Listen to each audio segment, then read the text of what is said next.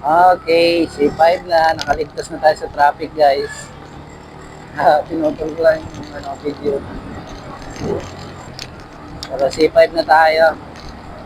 Next na traffic, doon naman sa may Digo Silang na, lagpas ng ginagawang tulay dyan. Woo! Traffic talaga ngayong araw kasi bukod sa Friday, payday pa.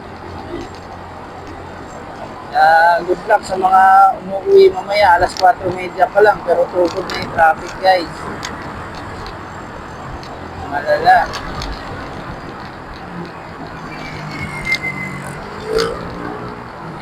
Gano'n lang tayo, hindi naman tayo nagmamadali eh.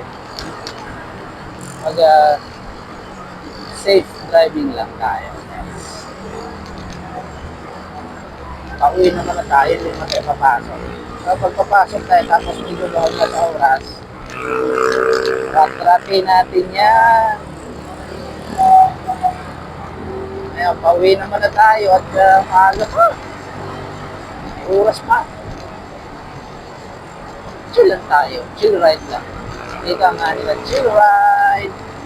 Yeah, chill ride.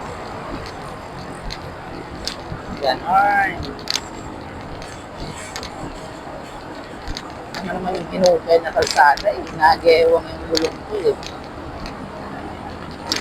Yeah. Hindi pa kasi tapusin agad eh.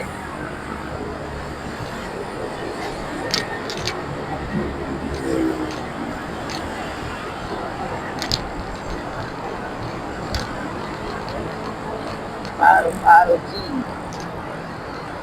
Hindi ka ako sa dari.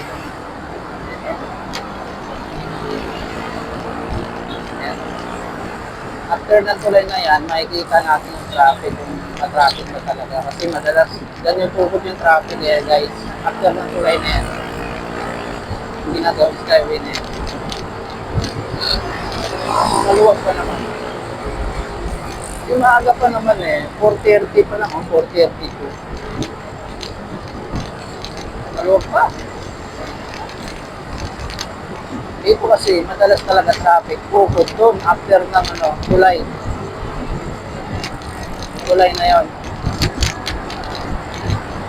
Kasi medyo maaga pa. Kung mamaya yan guys, sasahan na natin traffic dito kasi na Biyernes na yon, sabayan pa ng sahod. Kaya, ending, traffic na naman.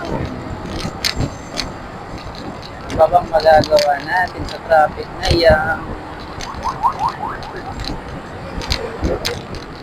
Diba? Ano natin magagawa sa traffic na yan? Hindi na siya.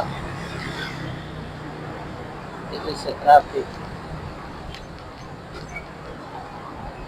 Okay lang yan. Hindi mo tayo namamadali. Ayos na.